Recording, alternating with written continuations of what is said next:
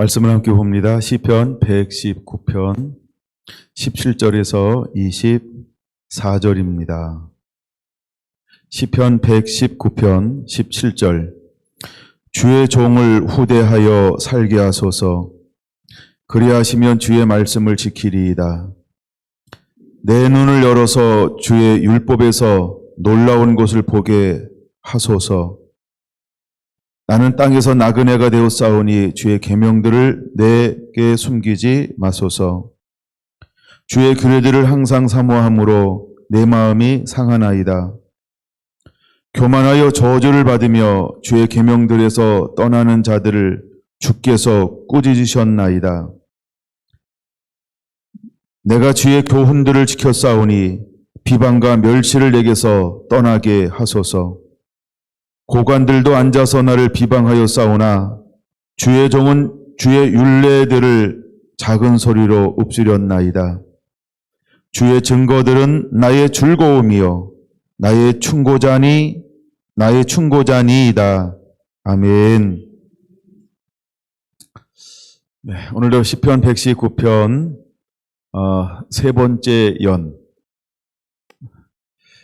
함께 나누려고 하는데, 말씀의 제목은 지난번과 같은 말씀의 제목으로 말씀을 마음에 품고 행하는 자 두 번째입니다. 말씀을 마음에 품고 행하는 자. 행위가 완전하여 여호와 율법을 따라 행하는 자들은 복이 있으며,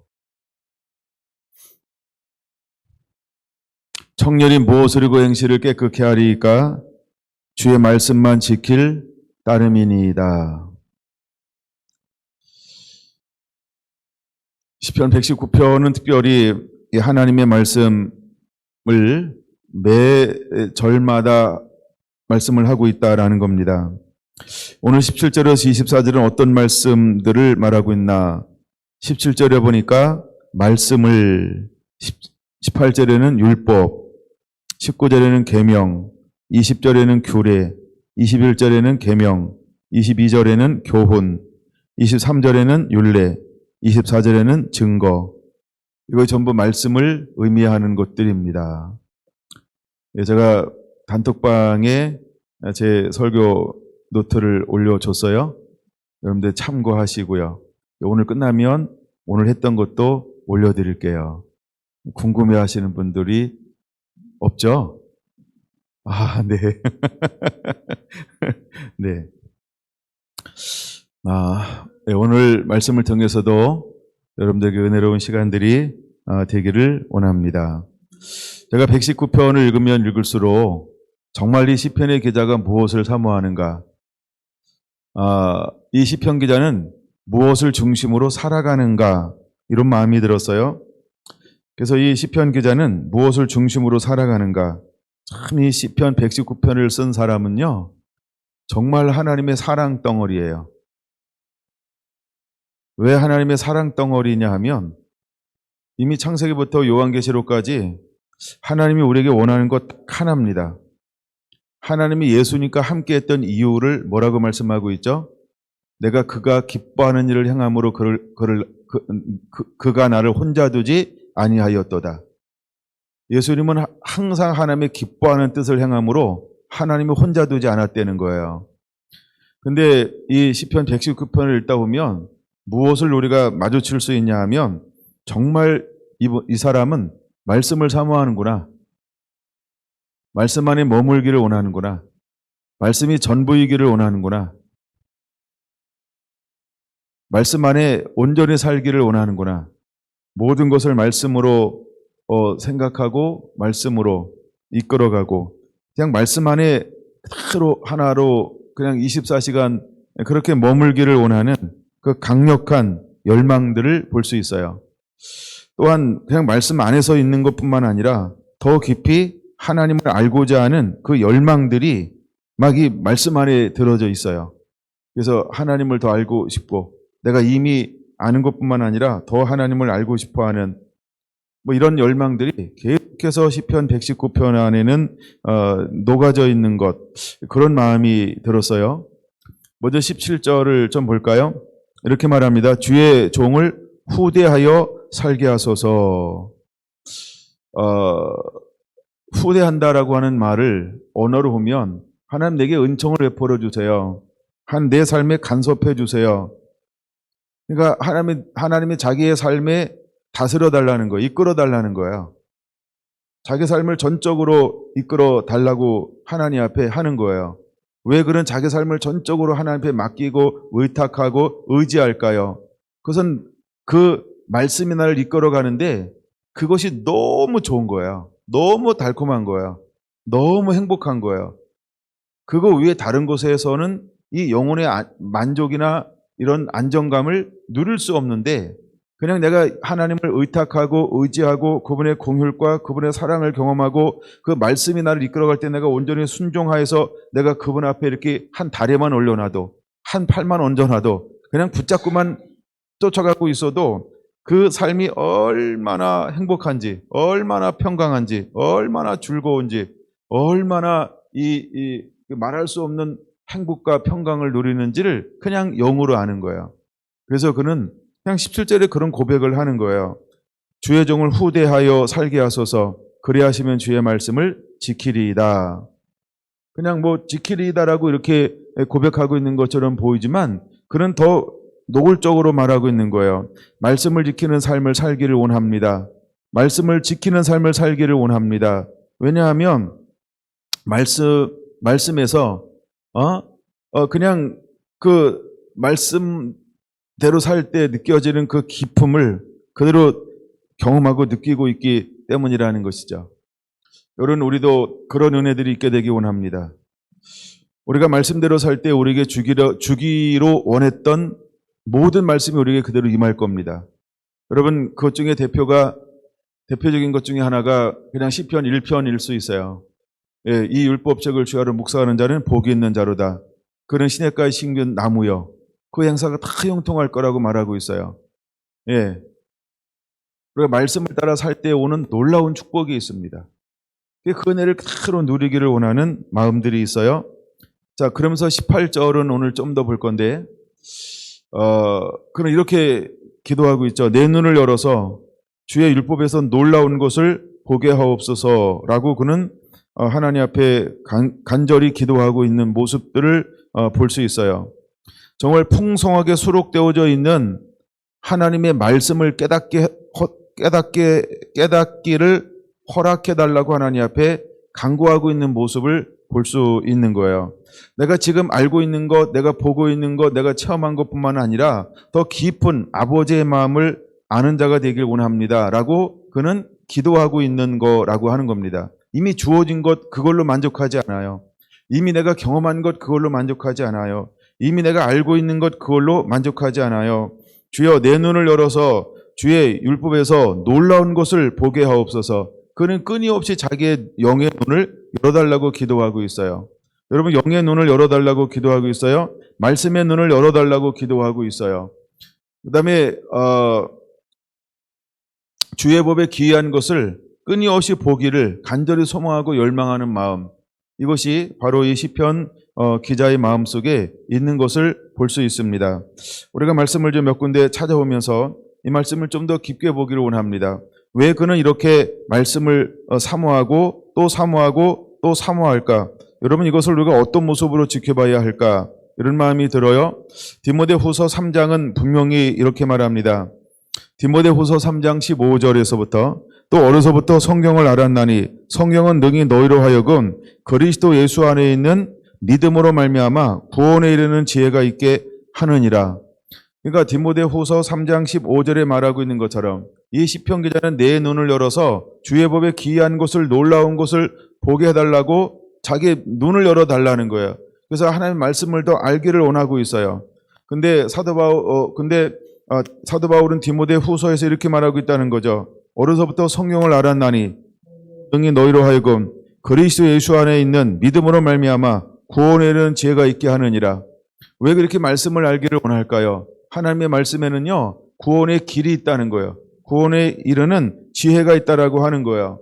16절, 모든 성경은 하나님의 감동으로 된 것으로 교훈과 바르게 함과 의로 교육하기에 유익하니, 이렇게 말하고 있어요. 그러니까 더 말씀을 알기를 원하는 거예요. 그래서 내 눈을 열어서 주의 법에 기이한 것을 보기를 원합니다라고 끊임없이 그는 기도하고 있는 거예요. 무엇을 알기 때문에 이렇게 기도할까요? 교훈과 책망과 바르게함과 의로 교육하기에 유익한 것을 아는 거예요. 더 나아가 17절, 이는 하나님의 사람으로 온전하게 하며 모든 선한 일을 행할 수 있는 능력이 그 말씀 안에 있는 것을 알기 때문에 그런 거예요. 그래서 그는 계속해서 내 눈을 열어서 주의 법에 기이한 것을 보게 하여 주옵소서라고 간절히 사모하고 갈망하고 있는 것을 볼 수 있어요. 하나님의 사람으로 온전케 되는 것 무엇으로 가능하냐? 하나님의 말씀을 아는 것에 있다라고 그는 알고 있는 거예요. 그다음에 모든 선한 일을 하나님의 모든 사역을 대표하는 단어인데요. 모든 선한 일을 행할 수 있는 능력을 갖추는 것은 무엇으로부터? 하나님의 말씀을 아는 것으로부터 옵니다. 그는 그걸 아는 거예요. 그래서 그는 그렇게 갈망하고 거룩한 소원을 품고 있어요. 여호와여, 살아계신 여호와 하나님, 내 눈을 열어서 주의 법에 귀한 것을 보게 하여 주옵소서. 여호와여, 내 눈을 열어 주시옵소서. 그래서 그 말씀에 귀한 것, 존귀한 것을 보게 하여 주옵소서라고 거룩한 소원을 가지고 하나님 앞에 기도하고 있는 그 모습을 볼 수 있는 거예요.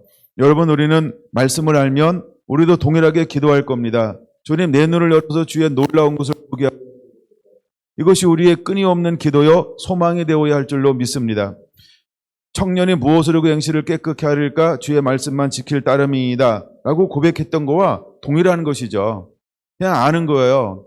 내가 내 힘으로 능력으로 할 수 없는데 내가 말씀을 따라가는 것 이외에는 승리할 수 있는 길이 없다라고 하는 걸 그가 아는 것처럼 그는 말씀 안에서 생활하면서 말씀 안에서 무엇을 직감적으로 아는 거예요? 주여, 내 눈을 열어서 주의 말씀에 놀라운 것을 알게 하여 주옵소서. 내 놀랍다. 지난번 성경에는 기이하다. 게다가 암송한 게 머릿속에 엉켜서 나와요.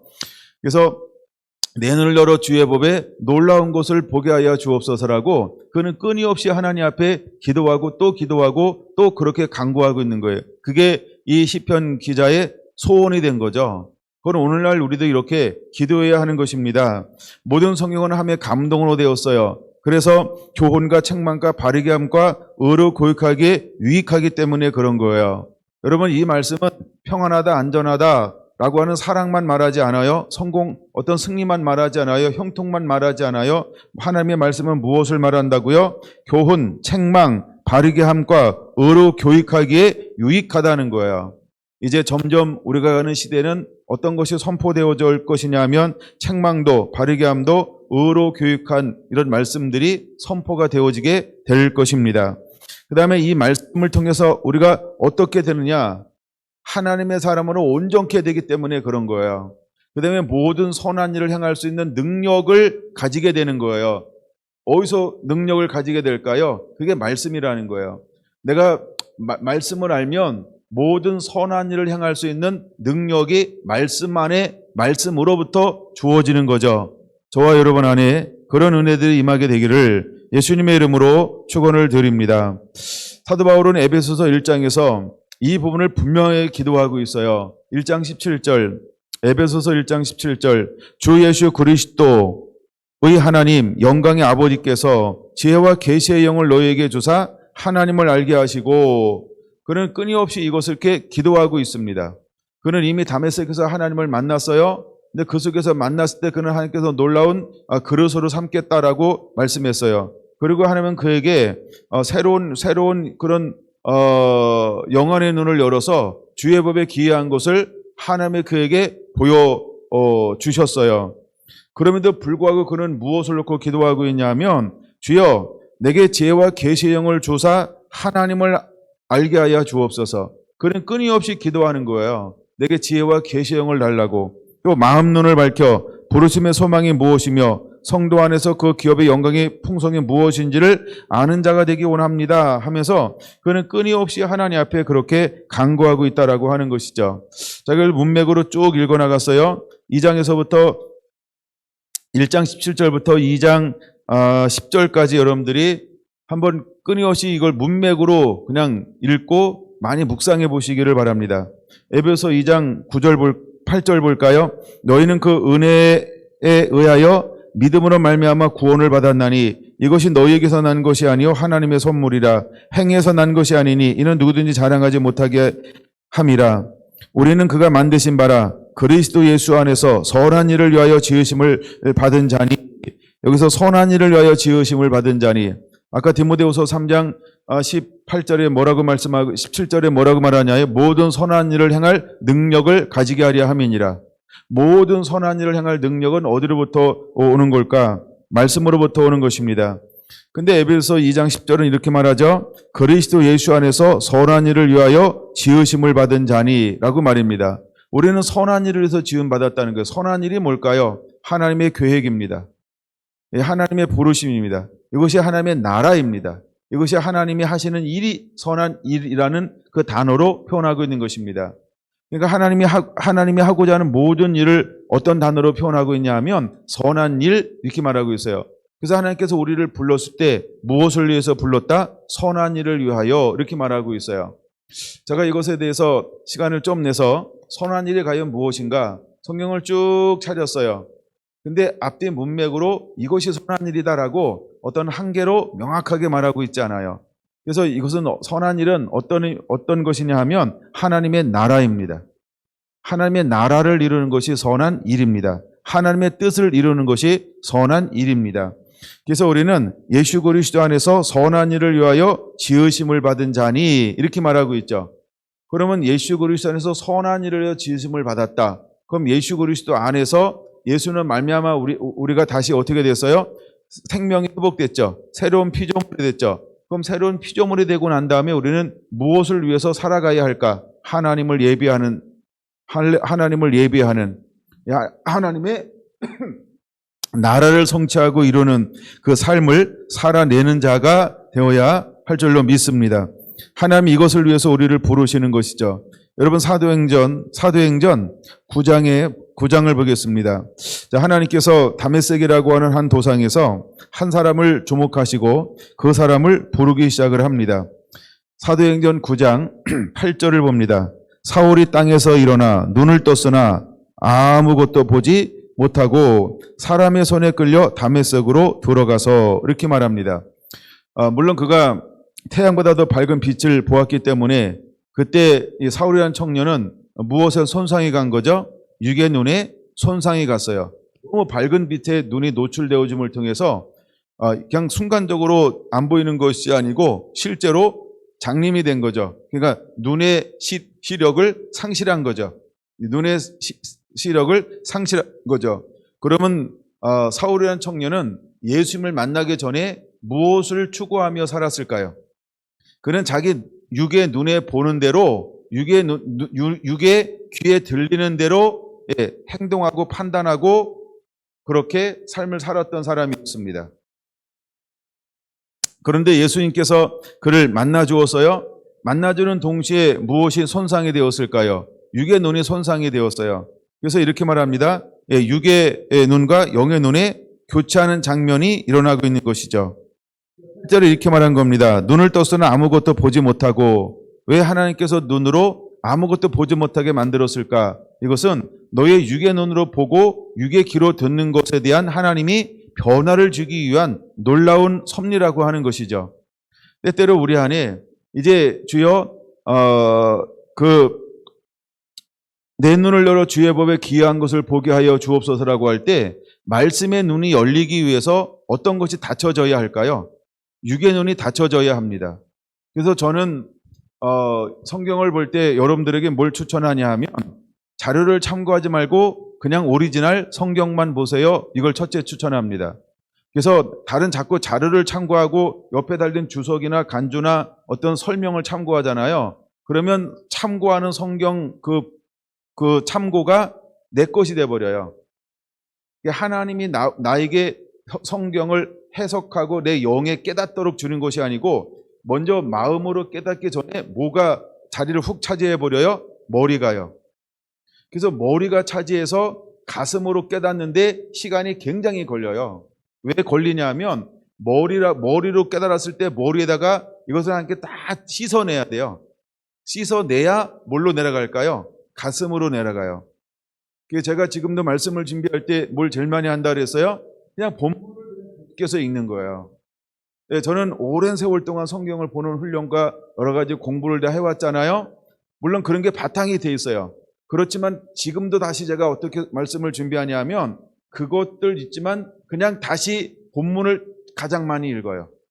본문을 가장 많이 읽어요. 그래서 제 설교가 누구 거를 베껴서 한다? 그러면 그런 게 없죠. 그냥 참고하는 거예요. 어떤 용어를 부분적으로 갖다 쓸 수 있지만 제가 제 설교를 올리지만 표절했다 이렇게 할 수가 없어요. 제가 어떤 때 남의 걸 인용한다 그러면 오늘은 이번에는 누구 거 한다. 공개하잖아요, 책을. 이거 같이 보잖아요, 그렇죠? 그리고 뭐 옛날에는 먼저 하고 나중에 공개하고 이랬었어요. 근데 여러분들이 성경을 볼 때 어떻게 보기를 원하냐 하면 그냥 성경만 보세요. 그리고 성경만 보면서 자꾸 주님 앞에 물으세요. 주여 내 눈을 열어 말씀을 깨닫게 하여 주옵소서. 그게 제일 빠릅니다. 자꾸 자료를 참고하잖아요. 그러면 섞이는 거예요. 뭐가 섞일까요? 어떤 사람들의 해석법이 섞이죠. 사고가 섞이죠. 그럼 여러분은 누구의 꼴을 먹어야 되냐 하면 그냥 성결한 성도들은 김경수 목사라고 하는 이 꼴을 먹어야 되는 거예요. 그러니까 하나님께서 김경수 목사에게 깨달아진 것을 제가 나누면 여러분들은 그것을 부지런하게 먹어야 된다는 거예요. 할렐루야. 근데 만약에 여러분들이 자꾸 내 것을 먹지 아니하고 다른 걸 먹으면서 내 거를 간식 정도로 먹는다. 아니면 입가심하는 것으로 먹는다. 이러면 굉장히 제가 슬프죠. 예. 제 말씀이 주식이어야 합니다. 예, 그리고 심심할 때 먹는 간식이어야 합니다. 예, 그리고 뭔가 좀 허전할 때 먹는 디저트여야 합니다. 그러니까 계속해서 여러분들이 말씀을 달고 살아야 돼요. 여러분 저는 깨달아서 제가 준비해서 그리고 말씀을 나눠요.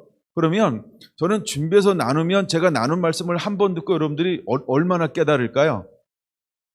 굉장히 전달력이 떨어지는 거 아시죠?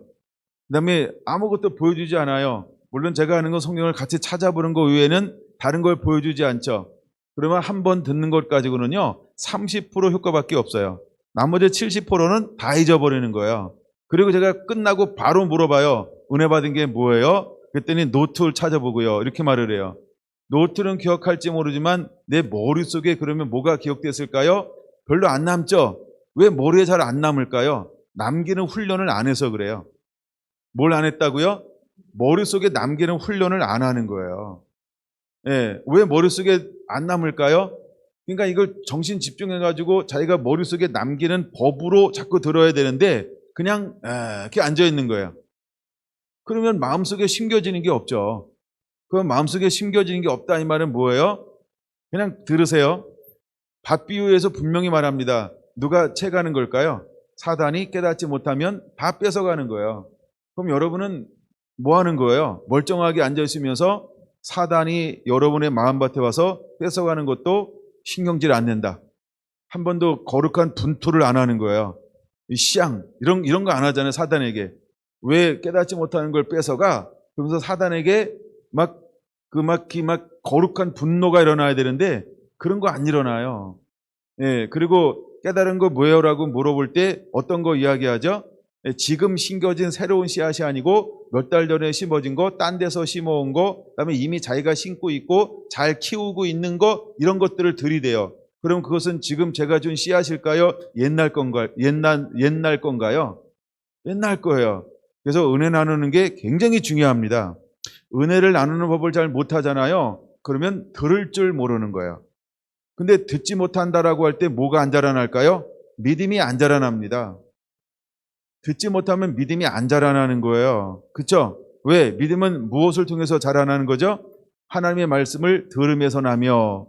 근데 내가 들을 줄 모르는데 무슨 믿음이 있어요? 그렇죠? 착각하지 마시고 속이지 마세요. 속이지 마세요. 스스로를 속이지 마세요. 믿음 있는 것처럼 보이는 거지만 믿음 없는 거예요. 뭐가 없으면 깨닫는 게 없으면 믿음도 없는 거예요. 여러분들의 말씀을 들을 줄 알아야 합니다. 할렐루야. 그래서 말씀을 자꾸 들을 줄 알아야 돼요. 그러니까 여러분들이 어떤 사람들은요 하나만 딱 붙잡고 가겠다 그러면 제 말씀을 하나만 붙잡고 가겠다 그러면 몇 프로를 잃어버리는 거예요. 10개 중에 하나 그러면 10%고요. 그렇죠? 2개 중에 하나가 50%예요. 근데 목사님이 몇 개를 나눠주는지 저도 모르지만 여러분들이 뭘 붙잡을까요? 이 흐르는 맥을 붙잡아서 그 맥을 함께 이야기할 수 있어야 돼요. 여러분 저에게 주신 하나님의 은사 중에 하나가 뭐냐면, 제가 나눈 말씀을 가지고 이야기하는데 대략적으로 이야기를 하잖아요. 그러면 저는 또 다른 걸 나눠줄 수 있어요. 실제로 하나님의 임재 가운데 새로운 기름 부음이 있고, 하나님 저에게 나누지 못했던 또 새로운 것들을 막 열어줘요. 그래서 또 나누어 줄 수 있어요. 그게 하나님의 전체 은사 중에 하나예요. 여러분, 그런 경우가 굉장히 많아요. 제가 좋아하는 사람들은 어떤 사람을 좋아하냐면, 말씀을 가지고 나눌 수 있는 사람을 정말 좋아해요. 제가 노골적으로 표현하잖아요. 나 이런 사람 좋아한다고. 근데 여러분들은 제가 좋아하지 못하게 만들어요. 저를 제가 좋아하게 만들어야 돼요. 제가 좋아하는 사람은 어떤 사람일까요? 말씀을 나눌 수 있는 사람이요. 그 사람들이 더 좋은 거예요. 할렐루야. 여러분, 정말 주님이 마지막에 어떤 사람을 쓰실까요? 하나님의 말씀을 가지고 같이 가는 사람을 하나님이 쓰시는 거예요. 할렐루야. 근데 우리는 이 부분에 대해서 여러분들이 별로 훈련이 안 돼 있다? 그러면 그냥 나름대로 사는 거예요. 나름대로 사는 거예요. 예. 나름대로 사는 거라니까요. 제가 가장 기초적인 얘기 했잖아요. 자, 우리가 한 학기 동안 수업을 했어요. 그러면 교수님이 어디에서 문제를 낼까요? 보통 우리가 나눈 범위 안에서 문제를 내는 거죠. 어떤 거는 요거 문제 나옵니다. 그렇게 또 가르쳐 주기도 하죠. 그럼 우리가 시험 문제 냈잖아요. 그러면 시험 문제 내면은 누구 의도대로 답안지를 작성해야 할까요? 그렇죠? 교수님이 이 시간에 가르쳐주고 이번 학기에 가르쳐준 그걸 가지고 중점을 해서 써야 되는 거 아닌가요? 근데 예를 들어서 아주 옛날 거를 쓴다든가, 아니면 아주 다른 교수 거를 쓴다든가, 아니면 생각지도 못한 것을 그냥 무조건 채워 놓자. 그래도 점수는 주겠지 이래가지고 내가 알고 있는 걸 막 다 채워놓는다든가, 그러면 엄밀하면서 교수님이 그 시험지를 채점하다가 누구에게 점수를 가장 잘 줄까요? 그렇죠? 내가 가르친 것 안에서 요약 정리를 잘 한 것, 그리고 얼마나 이해하고 깨달았는가, 그걸 검증하는 게 시험 아닌가요? 내가 가르친 걸 얼마나 알고 있는가, 그렇죠? 내가 가르친 걸 얼마나 알고 그걸 통해서 어떻게 이걸 풀어가는가, 이걸 테스트하는 거 아닌가요? 우리가 옥토라고 하는 게 뭘까요? 좋은 밭이라고 하는 게 뭘까요? 여러분, 주님은 어떤 사람을 기뻐할까요? 30배 수의 100배는 어디서만 맺어지는 걸까요? 여러분들이 말씀을 그렇게 들어야 합니다. 아멘. 이거 굉장히 중요한 거예요. 그래서 여러분들이 이 말씀을 잘 들을 수 있어야 돼요. 그래서 내 눈을 열어 주의 법에 기이한 것을 보게 하여 주옵소서. 실제로 우리의 눈들이 열려야 합니다. 이건 영안의 눈을 말하는 것이면서, 영안은 심한을 말하는 거죠. 근데 심한은 밭이라고 하는 거예요. 그래서 밭은 무엇을 많이 가지고 있어야 돼요? 하나님의 말씀이요. 그래서 하나님의 말씀을 내 마음밭에 많이 심겨져 있어야 되는 거예요. 그래서 우리는 말씀 부자가 돼야 돼요. 그래서 말씀 부자가 돼서 우리가 사단을 이길 때 예수님께서 무엇으로 이겼다 그랬어요? 마태복음 4장에 보니까 4절, 7절, 10절 전부 뭘 인용한다? 하나님의 말씀을 인용해요. 그래서 사탄을 이길 수 있는 거예요. 근데 우리가 사탄과 대항해서 싸울 것은 뭐라고요? 살아있는 하나님의 말씀이에요. 그것 가지고 싸우는 거예요. 할렐루야. 할렐루야. 그래서 우리에게 주었던 비전이나 사명, 우리의 부르심을 함께 감당할 사람들은 어떤 메시지들을 어떤 말씀으로 많이 내가 이렇게 장착, 준비가 되어져 있어야 할까요? 김경수 목사에게 주었던 깨달음의 말씀을 많이 가지고 있는, 화살통에 그 말씀들을 많이 가지고 있는 자가 좋은 성도예요. 할렐루야. 여러분, 그런 성도가 되기를 예수님의 이름으로 축원을 드립니다. 아멘. 그래서 여러분들이 다른 말씀들로 많이 채워지는 것은 결코 제가 기뻐하고 좋아하는 것은 아닙니다. 그래서 자꾸 말씀을 들으면서 그걸로 가득 채워져야 돼요. 그리고 여러분들이 과거에 살지 않게 되길 바랍니다. 그렇죠? 이미 알고 있는 방법으로 사는 것 아니에요. 오늘 다시 풀어지는 말씀으로 여러분들이 사는 자가 되어야 하는 것입니다. 할렐루야. 아멘. 여러분들이 이제는 내 눈을 열어 주의 법에 기이한 것을 보게 하여 주옵소서 할 때 그 말씀들을 많이 간직한 자가 되기를 바랍니다. 자, 사울이란 청년은 결국 세상적으로 무식한 청년이 아니죠. 그렇죠? 여러분, 사울이란 청년은요, 시골 청년이 아니에요. 이 사울이라고 한 청년은 굉장히 학식 있는 청년이에요. 예, 그리고 그 학식을 바탕으로 그는 세상적 권력을 가지고 있는 청년이에요. 근데 그는 어떤 눈으로 살아가고 있는 거예요? 육의 눈으로 살아가고 있는 거예요. 근데 하나님이 그를 변화시켜서 무엇을 손상시켰을까요? 육의 눈을 손상시켜 버렸어요. 근데 하나님께서 아나니아라는 사람도 환상으로 만나 주었고, 그 다음에 사울에게도 하나님 뭘로 만나 주었어요? 환상으로 만나 주었어요. 그 다음에 이렇게 말합니다. 10절, 주께서 환상 중에 불러 이르되 아나니아야 라고 말합니다. 그 다음에 12절, 그가 아나니아라는 사람이 들어와서 자기에게 안수하여 다시 보게 하는 것을 보았느니라. 그가는 사울 청년이죠. 보았느니라 할 때 뭘로 보았을까요? 환상으로요. 하나님께서 환상이라고 하는 방법으로 아나니아에게도 보여주었고, 또 누구한테도 보여줬어요? 사울 청년에게도 보여준 거죠. 둘 다 환상으로 하나님께서 지금 이렇게 말씀을 주는 거예요. 근데 환상을 통해서 뭘 먼저 보여줬을까요? 자, 집 가라 하는 대로 가면은 이런 사람이 있을 것인데 내가 그에게 안수하라 라고 하는 거예요. 예, 그 다음에 사울 청년에 뭘 보여준 거예요? 아나니아라는 사람이 있는데 들어와서 너에게 안수할 거야. 그러면 눈이 열릴 것이다. 이제 이런 환상을 보여줬다는 것입니다. 그래서 그에게 무엇을 열어주냐 하면 눈을 열어주는 것을 볼 수 있어요. 이제 우리의 눈이 열려져야 할 줄로 믿습니다. 사도행전 9장 17절, 아나니아가 떠나 그 집에 들어가서 그에게 안수하여 이르되 형제 사울아, 주 곧 내가 오는 길에 나타나서 예수께서 나를 보내어 너로 다시 보게 하시고 성령으로 충만하게 하신다 하니, 즉시 사울의 눈에서 비늘 같은 것이 벗겨져 다시 보게 된지라. 일어나 세례를 받고. 할렐루야. 하나님이 이제는 사울 청년에게 무엇을 열어준 거예요? 육의 눈에서 영의 눈을 열어준 거죠. 전에는 육의 눈으로만 봤어요. 근데 이제는 어떤 눈이 열린 거예요? 영의 눈이 열린 거예요. 영의 눈이 열리니까 다시 보게 된지라 하니까 그가 일어나서 제일 먼저 하는 게 무엇입니까? 세례를 받고. 그럼 세례는 뭘 전제로 해서 주는 거죠? 회개를 통하여 세례를 주는 거죠. 그럼 그는 전에는 육의 눈을 갖고 살던 사람이 영의 눈으로 갖고 살 때 처음으로 하는 행동이 뭐였어요? 회개하는 행동을 했다라고 하는 것입니다. 영의 눈이 열리니까 내가 전에 살던 삶이 어떤 삶이었어요? 잘못된 삶이었구나. 말씀에 빗나가는 삶이었구나. 육의 삶이었구나. 하나님을 기쁘시게 않고 오히려 하나님을 대적하는 삶을 살았구나. 이제 영의 눈이 열리니까 그는 어떻게 변화돼요? 전에 살던 삶을 완전히 벗어버리고 하나님을 향한 삶으로 의 온전한 변화가 일어나기 시작하죠. 이것이 육의 눈이 닫혀지고 영의 눈이 열릴 때 일어나는 삶의 변화라고 하는 것입니다. 실제로 하나님이 그를 통해서 어떤 그릇으로 어떤 사역자로 하나님은 들어쓰고 사용하기를 원하셨을까요? 26장으로 한번 넘어가 보겠습니다. 자, 이 사도행전 26장이죠. 26장 18절 이렇게 말합니다. 그의 눈을 뜨게 하여 이렇게 말합니다. 예, 그의 눈을 뜨게 하여 라고 말합니다. 이것이 이제 누구의 사역이에요? 사도 바울의 사역입니다. 그는 하나님께 붙들려서 영혼의 눈이 열렸어요.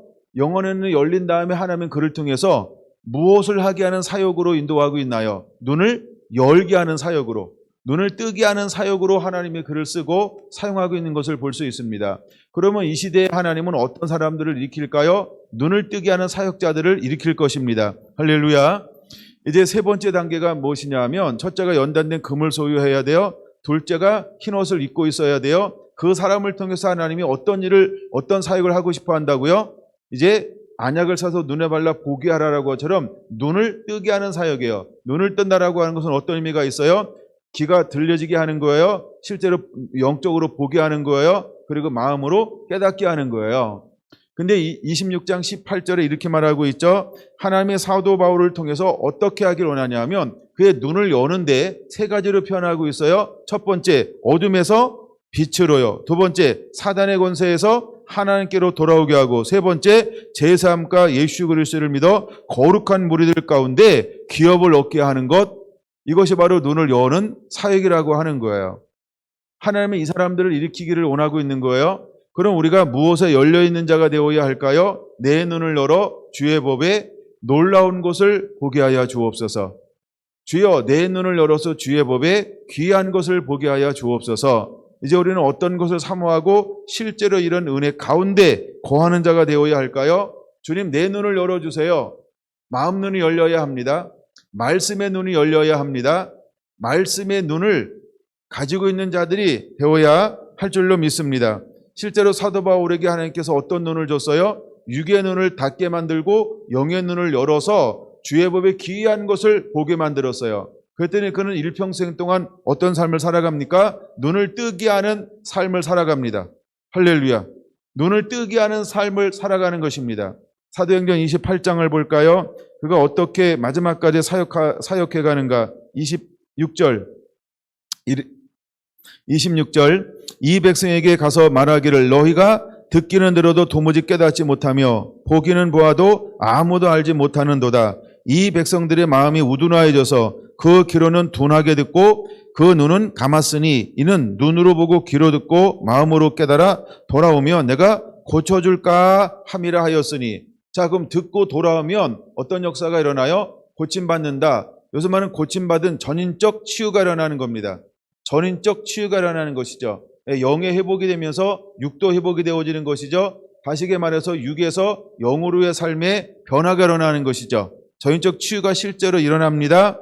근데 28절 그런즉 하나님의 이 구원이 어디에로? 이방인에게로 보내진 줄 알라. 그들은 그것을 들으리라 하더라. 그래서 하나님께서 사도 바울을 어디로 보내는 거예요?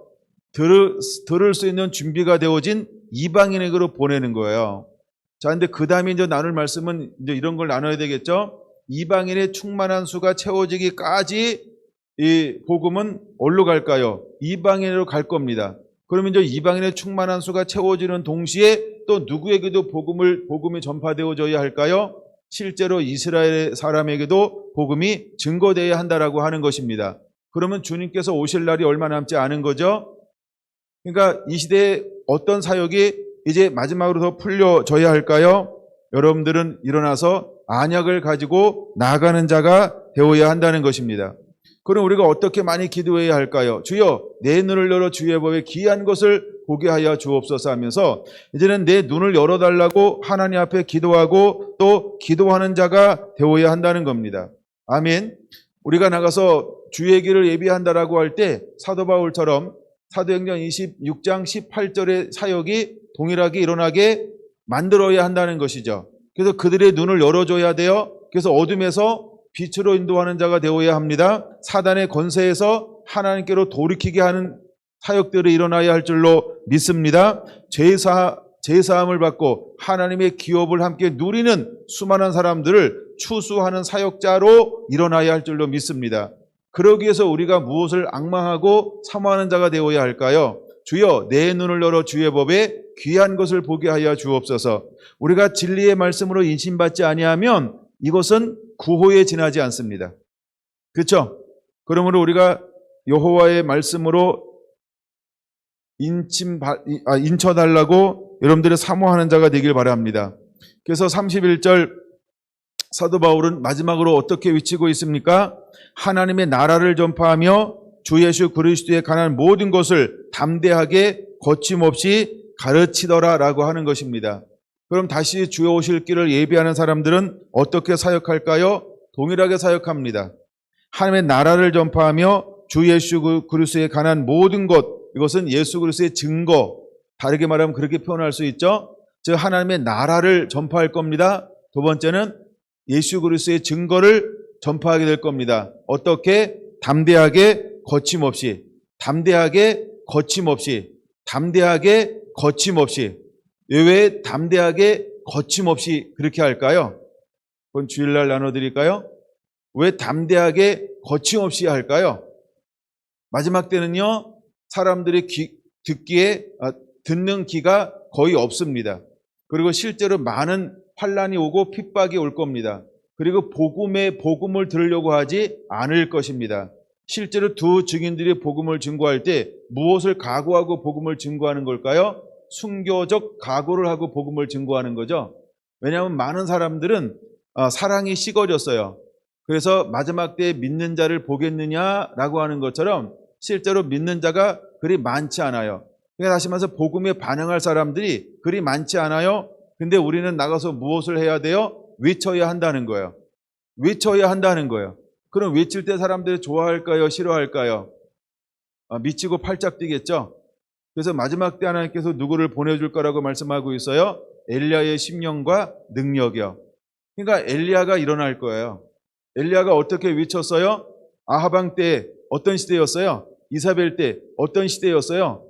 예, 하나님의 이름 부르면 죽는 거예요. 무시무시한 시대예요. 어마어마한 환란이 와요. 우리가 한참 막 코로나로 막 핍박할 때 교회 교자도 잘 못 꺼냈죠? 나가서 교회 다녀 이러면은 붙여놨잖아요. 교인들 사절 이렇게요. 여러분 이것이 한번 왔다가 지나가니까 아무것도 아니라고 생각하십니까? 우리가 진짜가 아니면 아무 말도 못합니다. 수많은 사람들이 교회 가지 마 이랬더니 어떻게 했어요? 순응했잖아요. 그래서 교회 못 나왔어요.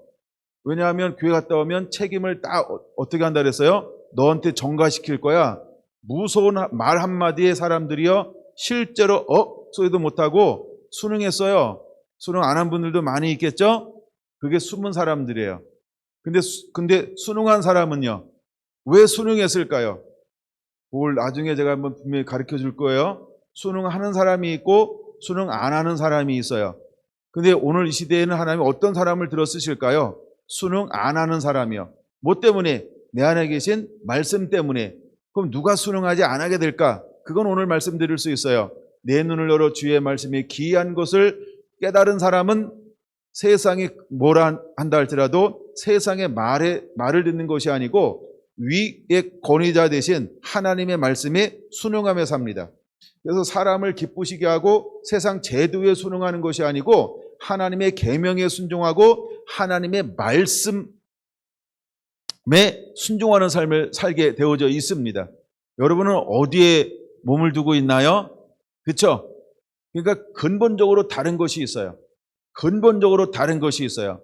그래서 이 사람들은 어떤 사람만 이 길을 걸어갈 수 있냐 하면 말씀에 입맞지 아니하면 그 길을 못 걸어갑니다. 그러니까 말씀에 입맞았다라고 할 때는 몇 가지 증거들이 있어요. 예, 그것은 나중에 나눠드릴 거예요. 그러니까 우리가 그런 하나님의 사람들이 돼야 돼요. 제가 이제 동부 명성교회 집회를 준비하면서 그런 말씀들을 지금 쭉 이렇게 준비를 해 나가려고 준비하고 있어요. 예, 내가 이 말씀을 보다가 그것이 좀 이렇게 생각이 났어요. 여러분 어떻게 살아갈 겁니까? 어떤 사람이 될 겁니까? 내 눈을 열어 주의 법에 놀라운 것을 보게 하여 주옵소서라고 여러분들은 기도하셔야 되고, 그 다음에 실제로 여러분들은 영안의 눈이 열려지는 자의 삶을 살아가야 할 줄로 믿습니다.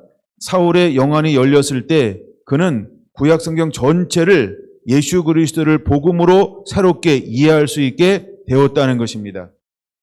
다시요.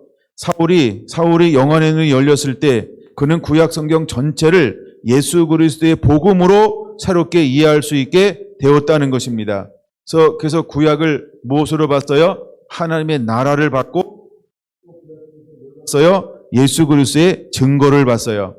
마치 누가복음 24장에 예수님께서 제자들을 만나서 하나님의 나라와 예수 그리스도의 증거에 대해서 명백하게 말씀해 주었던 것처럼 사도 바울도 무엇을 보게 된 걸까요? 영안의 눈이 열리는 동시에 하나님의 나라와 예수 그리스도의 증거를 보게 된 거예요. 그래서 성령의 조명과 감동이 있어야만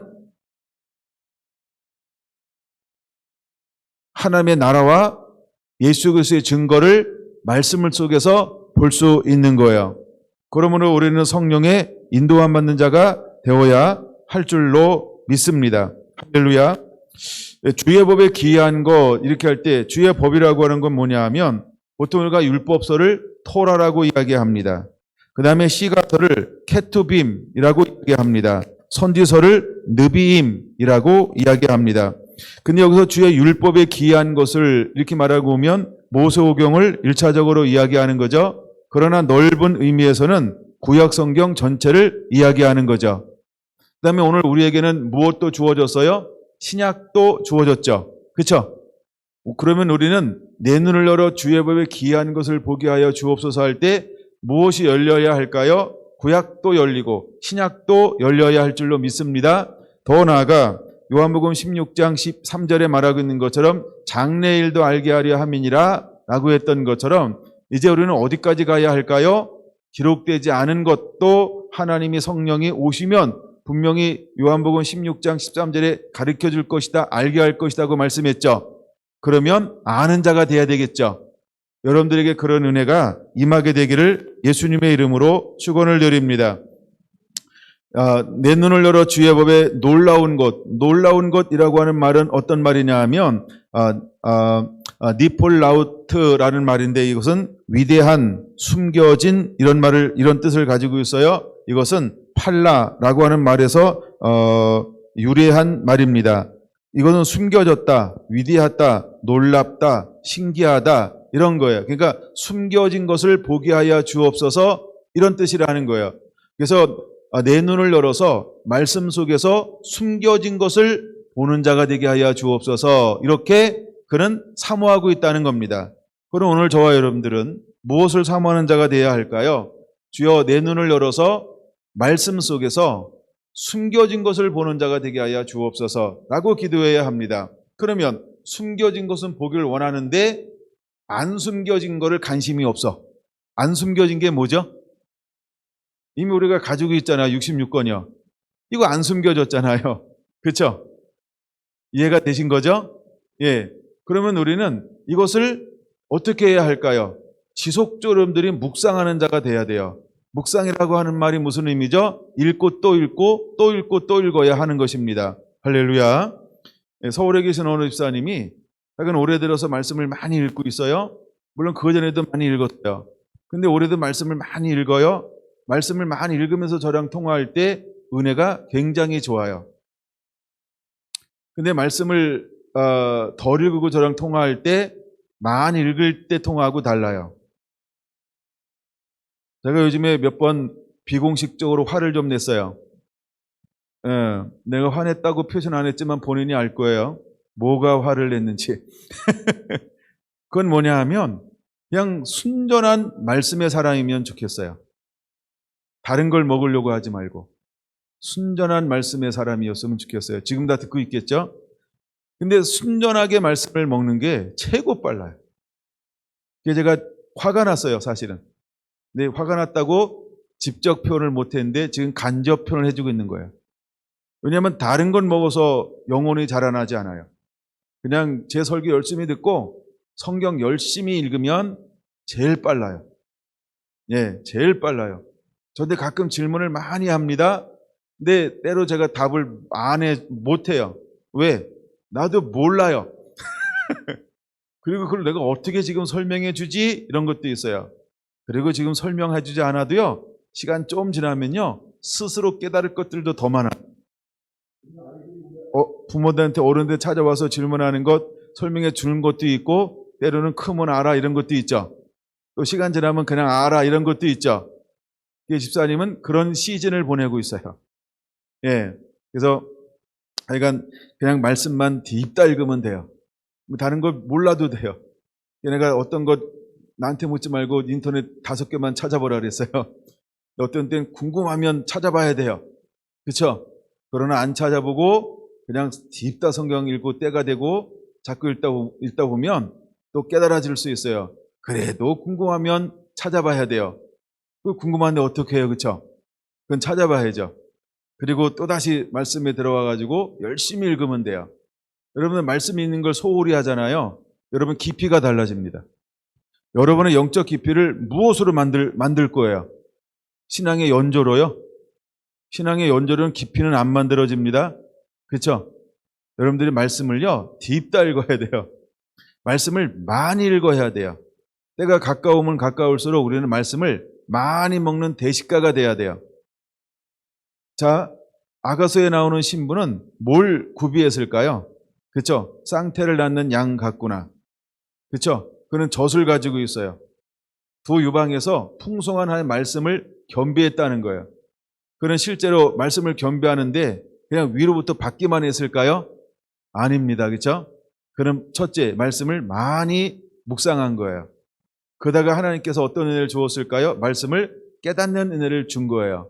그리고 때에 맞는 말씀을 나눌 수 있는 은혜를 부어준 거죠. 예, 그래서 누구랑 교제를 많이 해야 할까요? 목사님과 교제를 많이 해야 돼요. 이게 뭐예요? 이게 뭐예요? 이게 뭐예요? 많이 물어보는 거예요. 그러면 그때 유효적절하게 그냥 그걸 나눠주는 거예요. 그렇죠? 그래서 여러분들이 자꾸 교제해야 돼요. 저랑 교제해야 돼요. 그러면 제가 뭘 나눠줄까요? 말씀의 꼴을 나누어 주는 거예요. 할렐루야. 그렇게 할 때 여러분들이 커질 수 있고 가장 유익하게 자라날 수 있게 되어지는 것입니다. 여러분, 이 놀랍다라고 하는 말이 뭘까? 사람의 이성으로는 이해할 수 없는 하나님의 지혜, 하나님의 권능을 가리키는 거예요. 놀랍다라고 하는 것은 사람의 자연적인 분별력으로는 찾아낼 수 없는, 이해할 수 없는 것을 말하는 거예요. 그래서 내 눈을 열어 주의 법에 놀라운 것을 알게 하여 주옵소서라고 하는 것은 하나님만이 가르쳐 줄 수 있는 영역이라고 하는 거예요. 그러니까 이거는 배운다고 나오는 게 아니고 신학교 간다고 아는 게 아니에요. 책을 많이 읽는다고 아는 것도 아닌 거예요. 이거는요, 하나님이 가르쳐 줘야만 아는 거예요. 그래서 저는 은혜를 받고 나서 말씀을 딱 듣고 어떤 그 설교를 딱 들으면 나름, 물론 100%는 아닙니다. 뭘 아냐면, 이게 영에서 왔구나, 머리에서 왔구나, 그걸 조금 아는 거예요. 그래서 많은 분들 걸 제가 이렇게 들어봐요. 이건 머리야. 전 그다음부터는 그걸 많이 듣지는 않아요. 심심할 때 듣기는 합니다. 아주 유명한 분들. 그러나 아주 유명하지 않은 분들은 그렇게 자주 듣지는 않습니다. 몇 번 듣고, 또 특별한 경우가 아니면 거의 안 듣습니다. 근데 저는 딱 보면 영에서 온 게 있어요. 제가 책을 읽어도 어떤 책들을 좋아하냐 하면 머리 공부한 게 아니라 하나님께서 그에게 영으로 깨닫게 한 게 있어요. 그런 책들을 읽는 걸 좋아해요. 그런 책들은 우리가 배워야 할 게 있어요. 왜냐하면 영은 영이 하는 거죠. 로마서 8장처럼요. 영의 일은 영이 하는 거예요. 그러니까 우리가 어떤 걸 좋아해야 할까요? 영적인 것들이요. 영적인 것들이요. 여러분들은 뭘 좋아하나요? 이것도 저것도 안 좋아하나요? 제가 밥상 차려주면 제게 있는 밥상을 도대체 얼마쯤 해치우고 가는 거예요. 저는 우리 사랑하는 아내가 밥 차려주잖아요. 오늘도 거의 비웠어요. 비운 거 사진 찍어 올릴까요? 물어보세요. 뒤에 있는 사모님한테 오늘 내가 저녁을 어떻게 먹었나. 쓰레기 한 개도 안 남겼어요. 제가 싹싹 긁어 먹어요. 그럼 여러분들은 제 말씀을 어떻게 먹고 있어요? 취사 선택해서 먹나요? 싹싹 긁어 먹나요? 여러분, 제가 차려놓은 밥상을 싹싹 긁어 먹는 자가 되길 바랍니다. 할렐루야. 실제로 그렇게 돼야 돼요. 여러분, 그렇게 돼야 돼요. 아멘. 그런 하나님의 사람이 되기를 간절히 소망하고 원합니다. 그럼 다시 이제 시편으로 한번 넘어가 볼까요? 시편 119편 18절 다시 보죠. 내 눈을 열어 주의 율법에서 놀라운 것을 보게 하소서. 내 눈을 열어 주의 율법에서 귀한 것을 보게 하여 주옵소서. 여러분, 이것이 우리의 간절한 기도가 되어야 할 줄로 믿습니다. 아멘. 그 다음에 19절은 이런 거죠. 나는 땅에서 나그네가 되었사오니 주의 계명들을 내게 숨기지 마옵소서. 20절 주의 규례들을 항상 사모함으로 내 마음이 상하나이다. 그는 이렇게 표현하고 있어요. 이 말이 무슨 말일까요? 나그네라고 하는 것은 객이 되었다라고 하는 말이죠. 이 말은 뭐냐 하면 이제 내가 나그네가 되었는데 주의 말씀을 더 사모하는 자가 되었습니다. 이런 의미예요.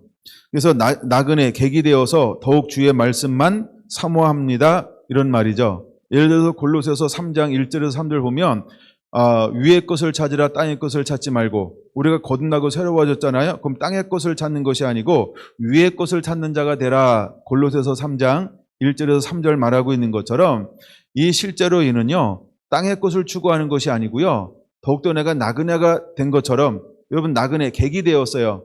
객은 무엇으로 먹나요? 어떻게 살아가나요? 주인이 그 나그네가 됐으니까 누군가 주는 걸로 먹고 살죠. 그런 것처럼 그는 무엇을 표현하고 있는 거예요? 그는 더욱더 하나님 한 분만을 앙망하고 소망한다라고 하는 거예요. 하나님의 손길을 기다리고 있다라고 하는 거예요.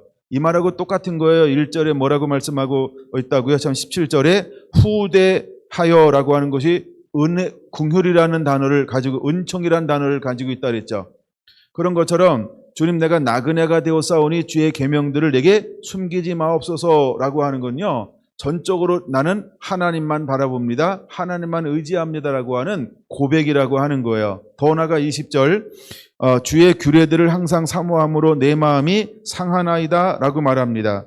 여러분 그런 율법, 규례를 향한 열정 이것을 지속적이고 습관적으로 가지고 있다라고 하는 거예요. 상한다라고 하는 이 말은 가레사라는 히브리어인데 계속 문지르거나 두들겨서 부서지거나 조각난 상태를 말합니다. 다시 말하면 그는 의에 줄이고 목마른 자라고 하는 것입니다. 그는 의에 줄이고 목마른 자라고 하는 것입니다. 그는 값진 진주를 발견하면 모든 소유를 팔아서 밭을 사는 그 한 사람처럼 그는 진리를 발견했을 때 어떻게 한다고요? 전부를 들여서 그것을 소유하는 것처럼 내 마음은 무엇의 상함을 가지고 있을까요? 20절 항상 사모함으로 내 마음이 상하나이다. 자기는 그 진리를 아는데 그는 말씀을 아는데 자기의 전부를 다 한다는 거예요. 여러분 우리 안에 이런 고백이 우리의 삶이 되어야 할 줄로 믿습니다. 근데 우리가 그렇게 살 때 주변에 있는 사람들이 우리에게 뭘 할까요? 여기 시편 기자는 세 가지를 기록하고 있어요. 첫째, 그 다음 절에 뭐라고 기록하고 있나요? 내가 주의 교훈들을 지켜 싸우니, 그러니까 교훈 말씀대로 살아가니까 내 주변 사람들이 뭐 하기 시작해요? 비방하고 멸시하기 시작해요. 그 다음에 23절 고관들이 앉아서 나를 비방한다. 지난번 성경은 해방한다. 그럼 세 가지 하잖아요. 사람들은 내가 말씀대로 사니까, 그렇죠? 내가 아주마키 정말 뭐라고 부를까? 하여간 어떻게 편중돼서 말씀만 치우치니까 사람들이 나를 어떻게 대한다? 첫째, 비방하고, 둘째, 멸시하고, 셋째, 해방합니다. 그럼에도 불구하고 그는 포기하지 않는 게 있어요. 그 환경 가운데서 뭘 포기하지 않습니까? 주의 종은 주의 율례들을 작은 소리로 읊조렸나이다. 그는 하나님의 말씀을 묵상하는 것을 결코 포기하지 않았어요. 그는 하나님의 말씀을 추구하는 것을 어떤 비방, 어떤 멸시, 어떤 해방이 있다 할지라도 포기하지 않고 타협하지 않았어요. 누가 뭐라고 해도 그는 한 발 뒤로 물러서지 않았어요. 말씀을 읽는 것, 그는 쉬지 않았다는 거예요. 오직 그는 무엇만 사모한다는 거예요? 주의 말씀만 사모하나이다라고 고백하고 있는 거예요. 할렐루야. 이것이 우리의 삶이 되어야 할 줄로 믿습니다. 그러면서 24절 뭐라고 고백하고 있나요? 주의 증거들은 나의 즐거움이 되었습니다. 나의 충고자가 되었습니다. 라고 고백하고 있는 거예요. 말씀의 묵상이 공경 속에서 즐거움의 열매를 맺게 되었고 혼란 가운데서 조언자를 얻게 되었다라고 말하고 있는 거예요. 그래서 어떤 어려움이 와도 하나님의 말씀이 나의 조언자라는 거예요. 나의 충고자라는 거예요. 나의 인도자가 되었다라고 하는 거예요. 여러분, 말씀은 우리의 길이요 진리요 생명이십니까? 바로 예수 그리스도는 길이요 진리요 생명인 것처럼 이 시편 기자는 그 속에서 모든 여호와의 그 증거들이 나의 즐거움이 되었어요. 기쁨이 되었어요. 그 다음에 그 주의 말씀이 나의 뭐가 되었다? 모든 혼란 가운데서도 나의 좋은 자가 되어 주었다라고 그는 고백하고 있는 것을 볼 수 있습니다. 여러분 삶 오늘 17절에서 24절의 이 말씀이 여러분의 고백이 되기를, 여러분도 이런 삶을 살아내게 되기를 예수님의 이름으로 축원을 드립니다. 그래서 오늘 붙잡아야 될 말씀이 있어요. 바로 핵심된 것은 18절이에요. 내 눈을 열어 주의 율법에서 놀라운 것을 보게 하소서. 내 눈을 열어달라고, 내 마음의 눈을 열어달라고, 내게 말씀의 문을 열어달라고 여러분들이 기도하시고 사모하시고 매일매일 말씀을 묵상하고 또 말씀을 읽어나가고 말씀 속에서 말씀하기를 원하시는 그 말씀으로 여러분이 풍성해지기를 예수님의 이름으로 축원을 드립니다. 할렐루야 기도합니다.